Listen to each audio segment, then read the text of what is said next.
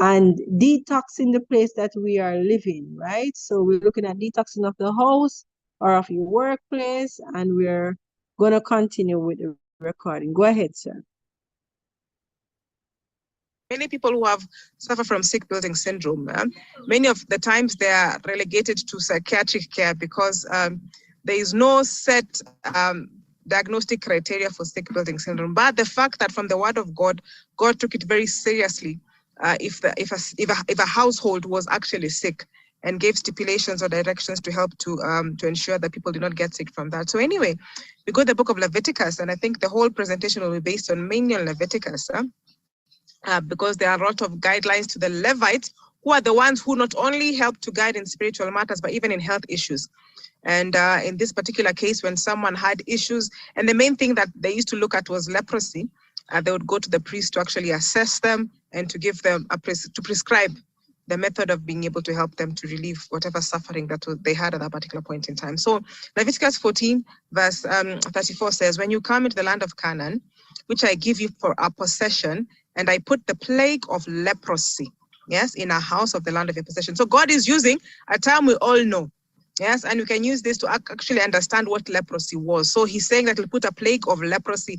Leprosy, when it's infested a human being, was a dreaded illness.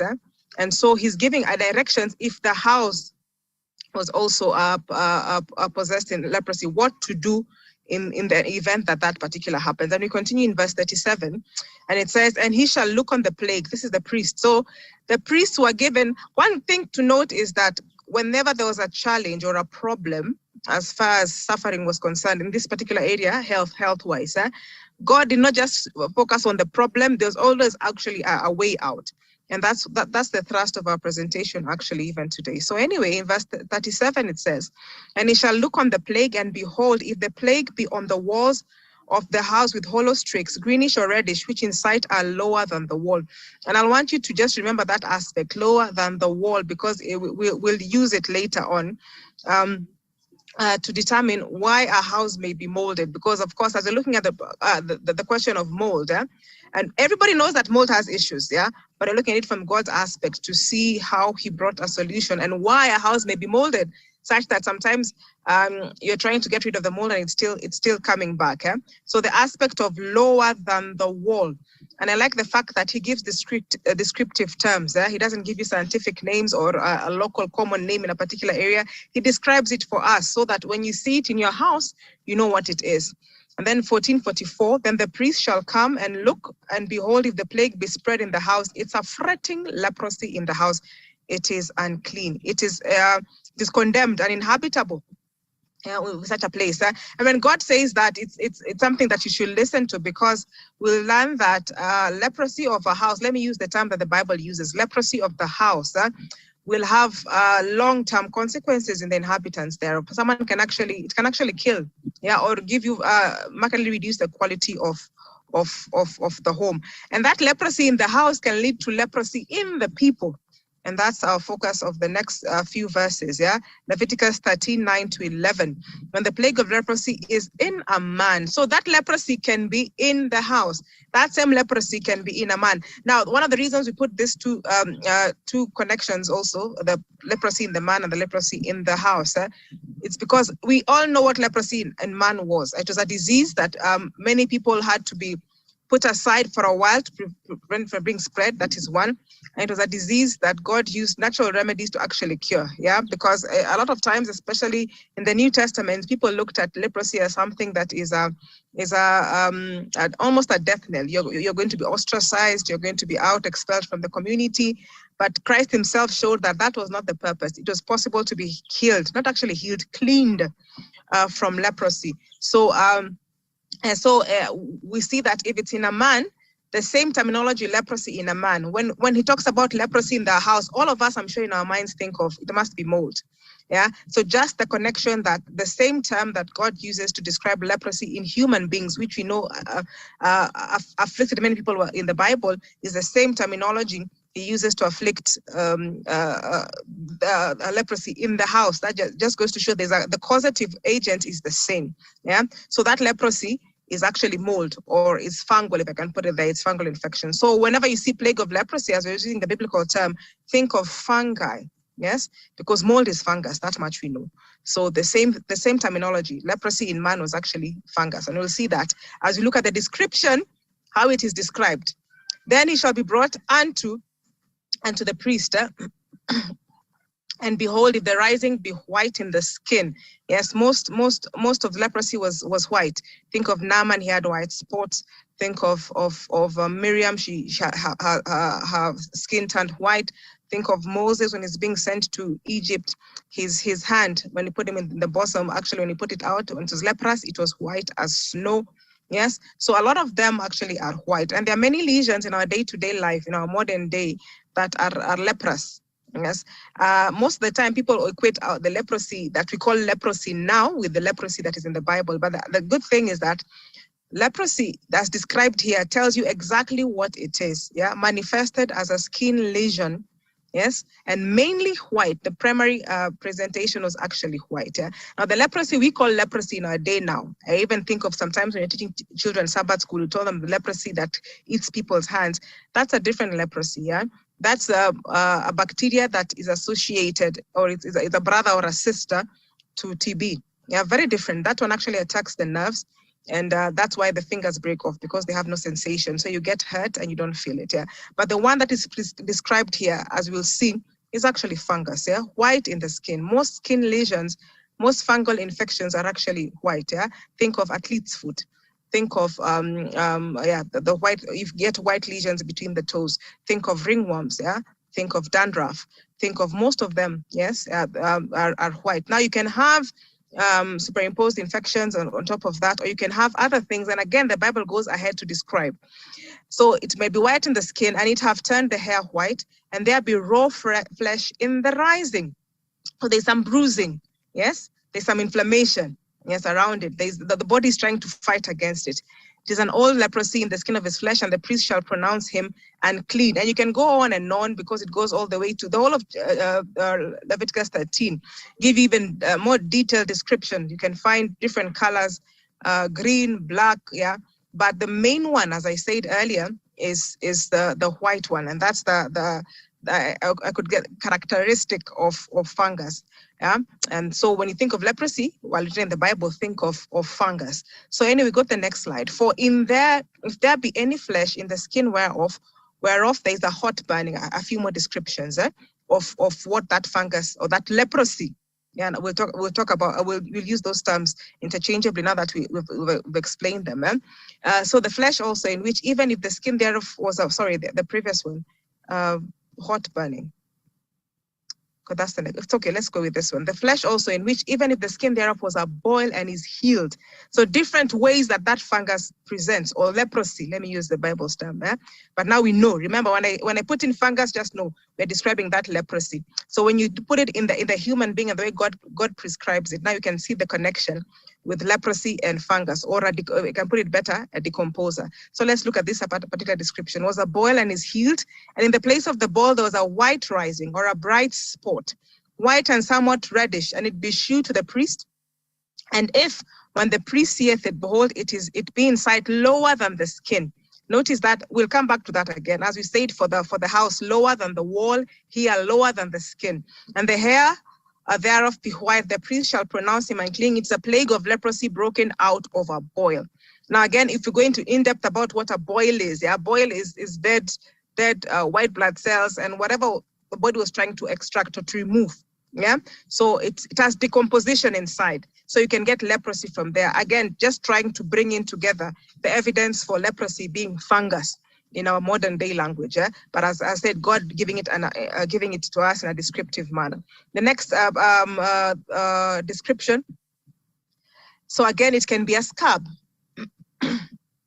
So it can be a hot burning, then it can be a scab also. So when you have people sometimes feel like they're having tingling sensations, yes, or just feeling something is inflamed, is hot, and the quick flesh that burneth has a white bright spot, somewhat reddish or white, and the priest shall look upon it, and behold, if the hair in the bright spot be turned white, and its side be deeper than the skin, it is a leprosy broken out of the burning. Wherefore the priest shall pronounce him unclean. It's a plague of leprosy.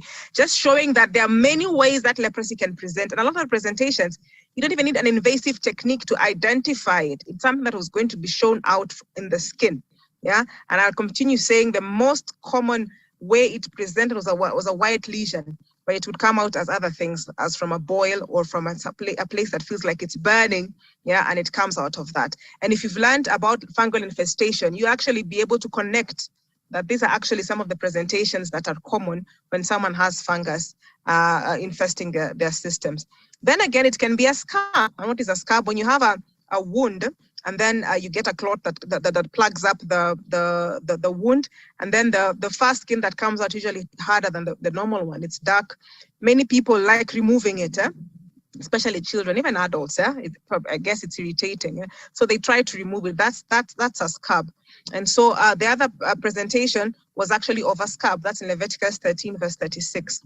Then the priest shall look on him, and behold, if the scab be spread in the skin, the priest shall not seek for yellow hair, he is unclean. So there are many. Leviticus 13, 42 to 44. Again, if you're bald in the head or bald forehead, not that the baldness is the problem, but it can be sometimes anyway, but there's a white reddish sore. It is a leprosy sprung up in his bald head. Yes, so different ways it presents. It's not one thing. So leprosy, as I said, a lot of times in children's Sabbath school, we give the description of the current disease that is named leprosy, which is actually a bacteria that attacks the nerves. But God gave us a vast description of what leprosy can present us. Yeah, and the fact that, as I said, when we started talking about leprosy in the house, the same term used to describe leprosy in the human is the same term used to describe leprosy in the house. And probably all of us, when you read that verse for leprosy in the house, what comes to our mind is mold. That's what gives us the connection of leprosy actually be a disease that comes because of decomposition, because of fungi. You can say fungal infection. So anyway, the thing is, our focus today is not leprosy in man. The presentation I've gone through before was just to show the link between leprosy and fungus. Our focus a lot is leprosy in infesting houses, which can lead to leprosy, of course, in the human being. And that's the biggest problem, because when someone is sick, yes, then their quality of life is reduced. And as I said earlier on, sick building syndrome is not ideally identified as a disease, so you can go in circles trying to find relief, and yet the problem was in the house. So God gives us actually the best way to deal with it. So anyway, so leprosy in the house and leprosy in the man were given the same name in the Bible. They are both described similarly as unclean, and that's the bit we should think about all through, because God did not even call it a disease, it was a sense of uncleanness. That gives us hope in terms of the way to take care of it is much simpler. I mean, basically, just be ye clean. And actually see that in the word of God, actually. Whenever he refers to leprosy, they weren't referred to as people who are ill or sick. They are referred to as people who are unclean. Not to ostracize them, but to show them that the way is just what we as a church talk about, using sanitation, hygiene, to take care of illness. And that's the way that was used to actually make people better from leprosy. And so with our connection of leprosy being fungus, getting rid of the fungus. Yes. If it's around us, getting rid of it. If it is in us, finding ways to clean it out so that the body can stop being decomposed, stop being broken down, and have more vitality. So just a number of some of the verses talking about how to deal with leprosy. For the house in Leviticus, and he shall cleanse the house, and it shall be clean. Of course, we will qualify that a little bit later on, because there are some situations whereby, especially if that leprosy came from lower than the wall, that house would have to be condemned. And we'll see the reason why. And then Matthew 8:3. again for the leprosy in the man, immediately his leprosy was cleansed. Now we can say his fungus was cleansed. So we talked about mold. We've done this earlier already. So we'll just keep those slides. Just connecting the fact that leprosy in the house, which is mold, is fungus, and so leprosy in man, the same name, is fungal infestation. So let us look at how to cleanse, because our major thing is, again, when God shows up a problem, it's not for us just to know there's a problem, but there's always a solution out. And he's told us for leprosy, it's not a matter of healing, it's a matter of cleansing. So let's look at the things that encourage that uncleanliness, or rather the things that encourage mold to thrive. And there are three main things. Yeah? It's moisture, warmth, and lack of oxygen, or limited oxygen. Yes. So once you know that, actually you're on the way to helping to be able to get rid of mold in the house. Remember, our focus is on mold in the house, because once that is taken care of, then the problems that are emanating from that mold in the house to the residents who are there because of the spores, yeah, then we take care of it, and the person gets well just because of by removing the cause. So common sites are, of course, areas that have lots of moisture. So bathrooms, kitchen, like a lot of times under the sink, people rarely look underneath the sink. Yeah? And a lot of times, because it's constantly wet, you'll find a whole lot of mold there. And then some outer walls, because they're exposed there, and especially if there's a lot of plant material, because the roots will hold water, the leaves will hold water, so it tends to be moist for longer. And then the ceiling, below water tanks or leaking points. So if you have a water tank above a ceiling, yeah, if it overflows or there is leakage, yeah, you'll get a lot of mold. And that's really a bad position, because for a bathroom, lots of the time, maybe if it's in a tub, it'll be on the bottom, towards the bottom side. Yeah? But if it's on a ceiling above, that means the leakage will from above. So the spores really pour out, really shed, and it's very easy to get infestation infected by mold spores, and get mold infection or fungal infection. So once we know that, then one of the things we can know without even anyone telling us that the house may have mold are flaking paint. Yeah? A place that has a lot of moisture, you'll find there's a flaking paint, and you might find white powdery growth on the wall, and it might be a different color. Like the one we saw in the Bible in Leviticus, it can be a streakish of gray, of green, rather, of green, of red, yes, depending on the species that is there, but it can be a variety. But basically, a line, like we have a pipe or a place that is leaking, and you actually see in that particular area that there are changes in the paint and in the coloration at that particular place, and you realize that there is mold, and that can cause a lot of problems. So you need to deal with it, especially now that we know that what enhances the growth of that mold is moisture, little air, yeah, so a place that has little air and warmth. So you'll work towards removing those particular circumstances or the environment that enhances the mold. That is key in helping to get rid of mold. So let's look at the symptoms as was written in the word of God. Again, Leviticus 14:37. He shall look on the plague, and behold, if the plague on the walls of the house have with hollow streaks, greenish or reddish, which in sight are lower than the wall. Yeah. To explain this further, lower than the wall means that the problem is deeper than what you see. And we saw this again in leprosy in man, lower than the skin. The problem is not just local on the skin, such that you take care of it with an ointment on the skin and it goes. It means the problem is starting from inside. That's in man. So for this one, if it's lower than the wall, it means the problem is deeper than that. And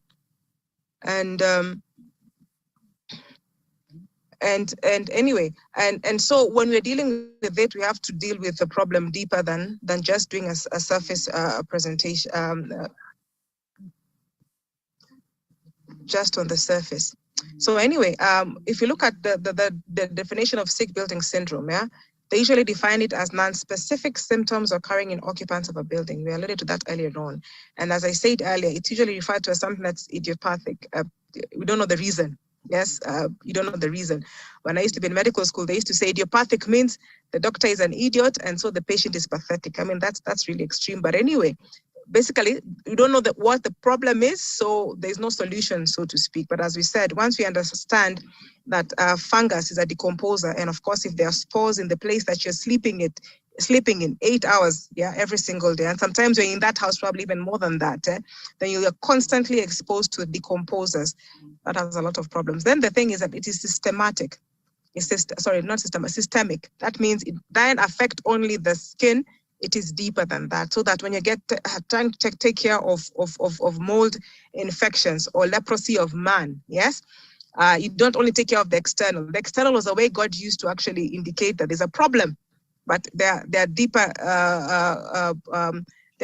spores inside. So you have to do some systemic treatment for you to take care of it well. Don't only just focus on the outside one. So some of the things about sick building syndrome, it presents in different ways in different people.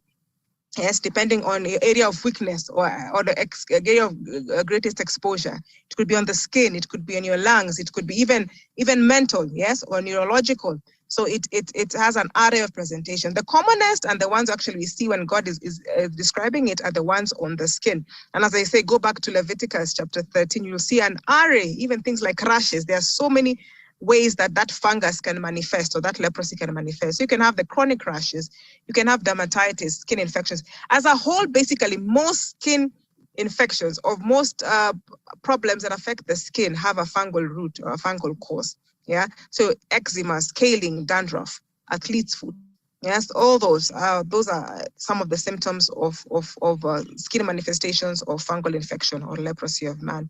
Now, respiratory system also very, very common because a lot of times the way we get it in our bodies is through breathing. Yeah, so next to skin manifestation, the next common one is actually respiratory. So chronic bronchitis, always getting upper respiratory tract infections. You can even get worse symptoms or worse causes like emphysema, yeah, chronic sinusitis, asthma, allergy. Asthma is an allergy anyway.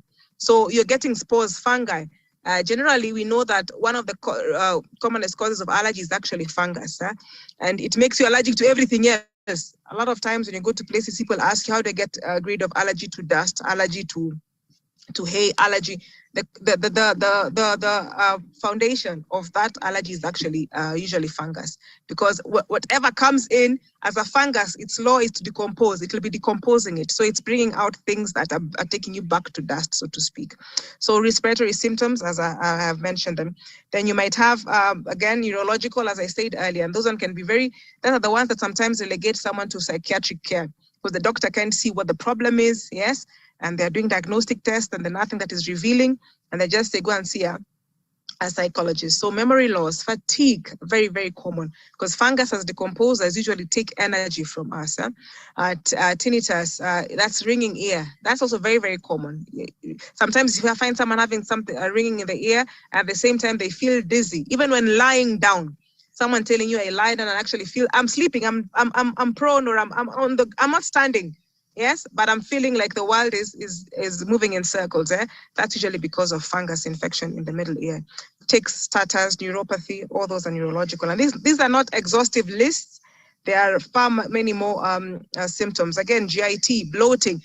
And again, the Bible focuses on the skin manifestation. But if you know about fungus, you know that these are the same symptoms that someone has when they have fungal infection in different parts of the body. So bloating, lots of gas because of production of carbon dioxide. I mean, fermentation in the system because of a lot of fungus in the tummy. So whatever you eat that has carbohydrate, the fungi will work on it, and they will produce a lot of carbon dioxide and they'll produce alcohol. So you get a lot of bloating. Then chronic diarrhea, irritable bowel syndrome, colitis, and gastritis. Actually, there's a long presentation also on just fungal infestation, and you'll see a lot of fungal infestation symptoms are in the GIT, in the gut. Yes, of course, for sick building syndrome, you see more of the respiratory and the skin. Yes, because the route of entry, yeah, the spores will be in contact with the skin, and the route of entry usually inhalation. Yes, so you see more of those. But the other fungal infections, sometimes like when you're ingesting fungi, you'll get more of the GIT problems and more systemic manifestations. And then we go to the reproductive system. Again, premenstrual syndrome, very common. Yes, and infertility, special senses. And this one particularly, we did some research on that at a university, actually an Adventist university, and we looked at the problem was there's some people who get sick while in school, and then when they are home, it's not there, or vice versa, depending on where the mold is. Yeah, and that was able to delineate that actually there's a cause in a particular location because of the rooms or the places of residence. the place they reside probably have mold. And then special senses. So, I mean, there are many symptoms, as I was saying. I'm just going through some of them. Blood vision, dizzy spells. We talked about that earlier, about dizzy spells can also be because of infestation in the ear. And then, and there are many, many more. And I said, the list can go on and on. Cardiovascular, palpitations, and even aneurysms. You can get fungal aneurysm. So anyway, as I said, we did a study on this, and we were doing specimens to see which type of fungi we could find on the buildings. Yes, in the building walls. When you go and scrape the flaking paint, or you go and scrape the hollow streaks, and see what we could find. Aspergillus was very, very common. And that's has been known to cause cancer, not cancer, pneumonia. Yes, Aspergillus pneumonia. And the bad thing is that most people not rarely, but it's usually you have to have a very high index of suspicion to think of fungus as causing pneumonia. And pneumonia caused by fungus is actually more deadly than that caused by bacteria. Most people, physicians, would think of bacteria. That's the common one. Yeah. Now again, I guess of course with COVID, people would think of maybe COVID or viruses, but most people don't think of fungus as a last resort. So by the time someone is detected that you have fungus, maybe you're far gone. So, but anyway, we found this actually a specimen that were actually common in the walls that we scraped to look for fungus to identify the the mold in the buildings. Then penicillium, we know it well because it's the one that's used to make penicillin. And that's another thing. Sometimes when someone is given penicillin to get rid of bacteria, it sets up now a fungal infestation that worsens up. But anyway, that mold or the fungus that is used to derive penicillin was actually found as one of the specimens on the walls. And then Candida. That's something worth note because females are especially affected by candidiasis. One of the reasons is through ingestion of a lot of fungal or things that are yeasted or have fungi, but also it could be from the spores. And some of the things that you noted that, as I said, some people had worse menses when they're in school, when they're on campus, and less so, especially if they're coming from the rural area. When they go back home, it's not there, but whenever they come to school, sometimes they have to be hospitalized because of that. So we actually found that there are some Candida species on the walls of the spores that are sprout when we have mold on the walls. So anyway, our focus, as I said, is to prevent, to manage. So of course, our first line is always prevention.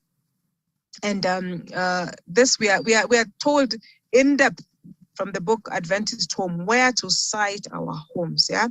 And it's very important. I know in my community, when you go to rural areas, most people when they build, they actually build the house lower. Yes, they dig out, and the house is always a place whereby sometimes I wonder because water will always be draining into the home. Yeah, and that's a place whereby you will get mold coming out from lower than the wall because the site is the problem.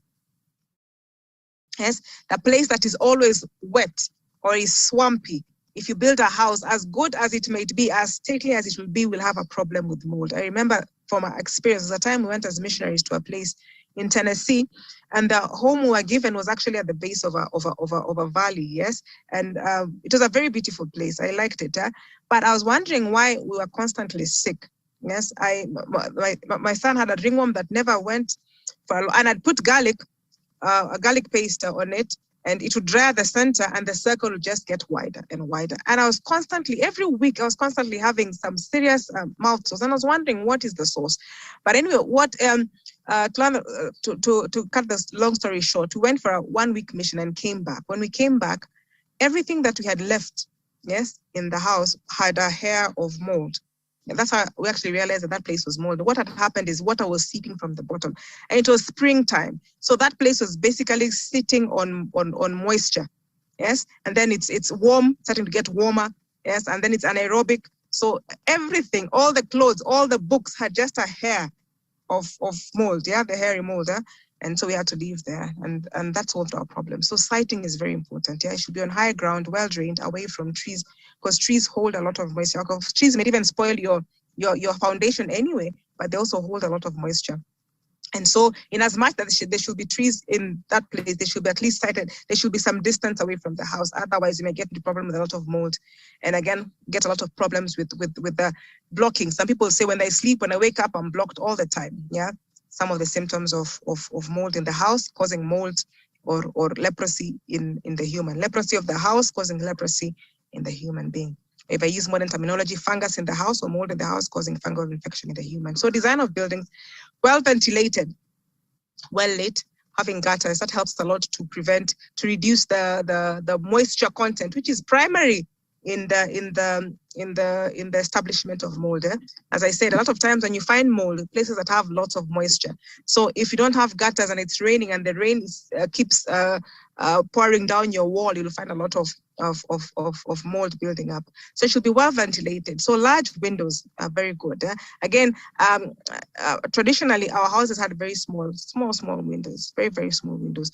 So anyway, there are small houses, that's the good thing. And most of those houses are not permanent. So you'd always be moving. So I think that helped a lot. But anyway, if you're having a house that is permanent, then you have to have large windows to allow in lots of air, to allow in lots of light. Then peripheral structures like tanks, ensure that either they don't get overflow or you have a water tank by itself. That will help to reduce problems with leakage from the ceiling. And as I said earlier, from the ceiling, the spores are literally pouring down. So it's much easier to get chronic infections with mold. Now, the good thing is that all of those things you're looking at, say, that preventive, is because of the knowledge of how we can help to get rid of mold. Mold, fungus, like warmth, not heat. They like warmth. And then they like little oxygen. And then they like lots of water or moisture. So when we get rid of that, if a place has too much moisture, make sure it's not there. That's the curative aspect. If this place has little oxygen, flood it with oxygen. Yes, and that will take care of it. So some of the things that you do to help to cure are your ventilation, as we said earlier. Sun, allow sunlight to just flood in. Yes, so that if there were spores, they can be able to be inhibited or to be made dormant, so they're not affecting us. And then oxidation, that is, again, that's the same thing, flooding with oxygen. UV flooding with light, oxidation flooding with oxygen. That's where bleach comes in. If you have a place that is really like under the sinks, or peroxide or ozone, you're flooding the place with oxygen because those germs, most pathogens don't like excess oxygen anyway. And then the antifungals, this especially helps for the leprosy in man. Yes, you're infected. So what can you do? There are many things that can be done that are antifungal. Yeah, garlic, your onion, your aloe, your green juices, those deter. Those deter fungi. And so those can help a lot for someone who has fungal infections for one reason or another. That can be taken for the person to help to cure. Yeah. So the good thing is, as I said earlier, that there's a way out. So let's look at the Bible and how they handled it. One, the priest was the one. That's why I want, like medical missionary work, it doesn't separate health work with the gospel. The priest was the one who was to give oracles about as far as moral living. He was the same one to determine good health and to help someone when they were sick. So the priest, this is for the house, the priest shall command that they empty the house. Again, from knowledge you have on science, because there are spores everywhere. So as they want to do work in that house, get rid of those things, get them outside, because they may not be the cause of the fungus or the mold, but they may be infested by that. And then they'll shut up the house for 7 days. Yes. So let it stay, because sometimes there might be mold, but it's not because it is because of the siting. It might be something, maybe a small leakage somewhere or something came in, not something that is permanent. Yeah. So you're given 7 days, and that's the same thing actually even for the leprosy in man, given 7 days to help to see, to let God's natural remedies work, because the house is empty. Probably open the windows, let it be flooded by light, so that if there's anything that could be causing a problem, it can be gotten rid of, And then the next thing, if this didn't work, they take away the stones in which the plague is and cast them into an unclean place without the city. Yes. So if after 7 days there's still a problem, the areas, as I said, it could be something that is local. Yeah, that's why the one that has a great problem is the one that is coming from lower from the wall. If the siting is a problem, whatever you will do, you'll always have problems. But it was just something, maybe one spore or somewhere landed there for a while, and you take care of it, you flood it with light, that will get rid of it. Or if there are a few stones that had a problem, if it's a house built of stone, get rid of those particular ones. Again, this is important because there's a time I was giving this presentation and someone says, now you've made a heavy investment on a house. What do you do? Of course, if health is a problem, then you have to move. But God wasn't out to destroy your house, yes, to make you homeless. No. His mindset was to ensure that you are healthy, because the health effects of having that exposure constantly can be higher than getting a new house. Yeah. So anyway, so there's don't have to vacate, because not all of them have a serious problem. Some might be just a local problem. So get rid of that. So after that you can scrape the house within and roundabout. So in case it's just part of the system that is a problem, yeah, trying to find ways to save that house. And then they shall pour out the dust that they scraped off without the city into an unclean place. And they shall take other stones, put them again, reparative process, trying to restore. Take some mortar, plaster the house, yes, and if that doesn't work, then is when we come to removing that whole house. If it doesn't work at all, that means they used to have those 7-day periods. They have 7 days. You're given time for it to repair, the house to repair. If it was something small, the air, the ventilation will take care of it. You bring new stones, those new stones are clean, then the house will be fine. But if it comes again, it's actually called fretting leprosy. If it comes again, then he shall break down the house. Yeah, the stones of it and the timbers thereof and all the mortar of the house, and he shall carry them forth out of the city into an unclean place. If it can't be repaired because of probably the siting, that mold is a mold that is not going away, because where it is conducive for the mold, that he'd rather have you safe than have a house. Yeah, so you'd have to move house. And this is a principle used in many countries. I remember the time we were in Finland, and there are places that were rezoned. There's a hospital that was moved. There's a school that was moved. That's a heavy investment. There was a church, yeah, that was changed into a car lot, just because of the mold problem. Because they understand the issue about mold in a building and the effect it'll have on inhabitants. It is cheaper, yeah, to have that house down than to have those inhabitants there, in as factors in relation to the health. What I'm just trying to reinforce is this aspect, the aspect of mold or fungus, yes, in a building that will affect the inhabitants thereof with fungal infection is something God took very seriously. And we'll have broader discussions about this. Yeah, whenever there was a leprosy that refused to be dealt with normal situations, the house was taken care of, was broken down. If it was on clothes like mildew, those clothes were burnt. That's the seriousness God puts towards leprosy in a house, which, as we saw earlier, is actually fungal infection, because fungi are decomposers. So the effect they have on your health are far-reaching. Yes, and as I said, we can talk for even a month just about the effect of mold or fungi on the system. They are decomposers, and when they come in contact with them, their work is to return us to dust, and that's not God's intention. God's intention is for the time He has given us on this earth to be able to do quality. But whenever we have fungi, whether we're ingesting it or whether we are having it in our airspace, it has repercussions. And that's why God dealt with it in the manner you see in Leviticus 14:45. If that leprosy continues to stay on, then that house has to be brought down. Yeah, and those things have to go elsewhere, because he looks at our health as his utmost priority. Yes, and so he gives us reasons and ways to help out. So anyway, in a nutshell, sick building syndrome is something that occurs, yeah, even despite the fact that a lot of times in medical science or environmental or occupational health, they usually say it's idiopathic. But it's something that, as I said, like in Finland, they would have to put down buildings just because of the effect of mold. And it's very, very common, especially in the Western countries, because they have long periods of cold, of winter, and a lot of them have wall-to-wall carpet, places whereby mold can easily thrive. But for us to know this is to learn how to be able to take care of it, because, as I said, the repercussions of fungi anywhere, yes, are detrimental. Yes, and as far as health is concerned, but I'm glad that God had a way out. Now, the other thing I just wanted to mention is in the mold or the fungus in the man, because that's the reason the house is being broken down. It's not just for the sake; it's because of its effect of the people who may be living there. The same things that the same inspection process or prescriptions for the house were given for man. When someone was sick from leprosy, they were taken out into the wilderness for 7 days. Yeah, sometimes they'll repeat another 7, depending on how heavy infested the person was. But anyway, for 7 days. And God's way was not to ostracize someone as it came to be done. Yes, later on, it looked like when someone was leprous, keep them out. They are sinners. That's it. Let them die there. But actually, God's way of sending them out the wilderness was actually reparative, was restorative. Because once we're outside there, yeah, you are getting exposed to the sun. You're getting exposed to fresh air. You're getting exposed to new start. Yes, because you'll be drinking fresh water. You'll be eating plants probably.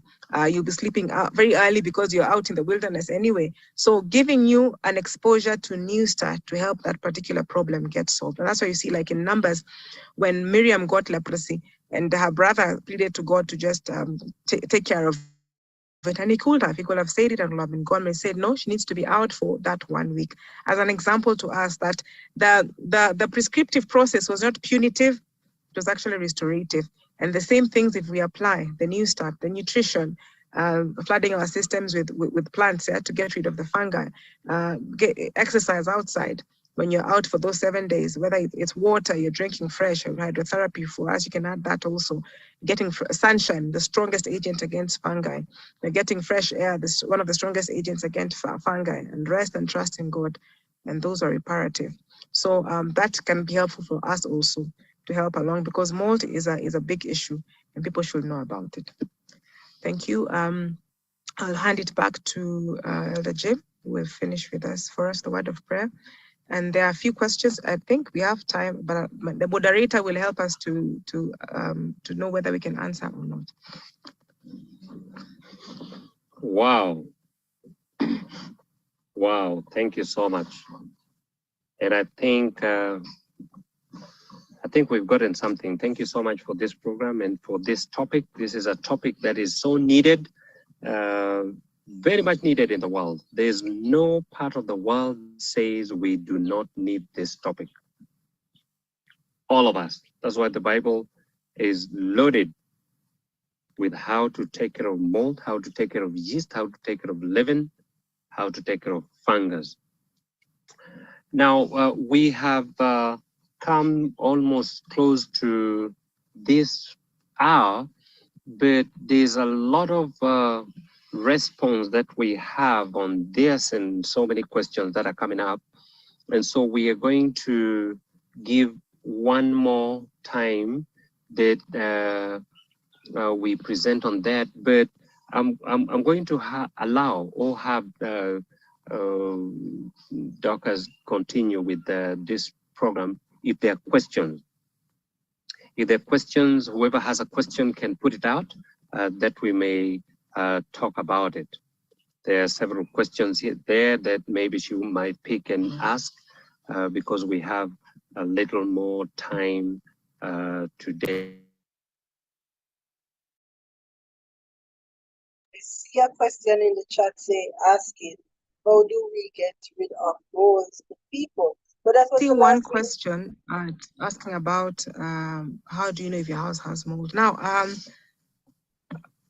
I can see a hand also up, and I can see Sister Sophia also has a question. So let me talk about how you can tell. Now, there are many things. First of all, some of the, again, you look at the Bible, it has descriptive ways. There are things, as I said, like the flaky paint or powdery outgrowths from the wall, or the ones the Bible talks about, yellow streaks or greenish streaks, especially a place that has moisture, like where the pipe is.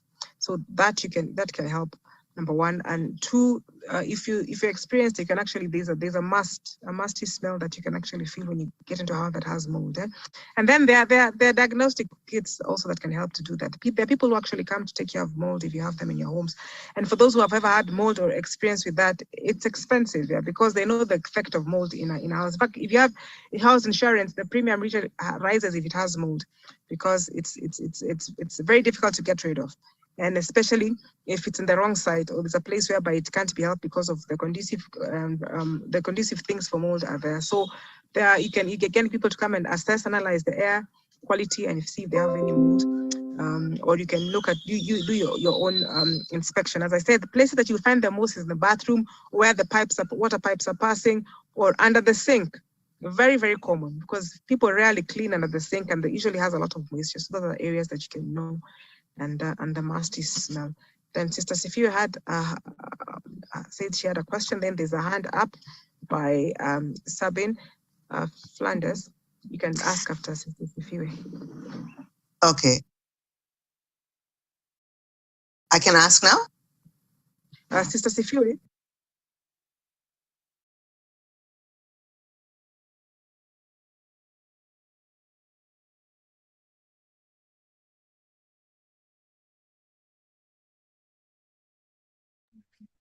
Okay, so that brings us to the end of tonight's presentation. I hope you guys were blessed by the presentation. I hope you all learned something. I hope we will now all go home and inspect our homes, looking for signs of leprosy of the host or mold in our homes, and take the appropriate remedial actions, as it can severely and seriously impact our health. So we hope the presentation has been helpful and that you have learned something that will be beneficial to the building of your lives. So thank you for joining us. This ends tonight's presentation, and we'll see you next week, same place, same time. God be with you all.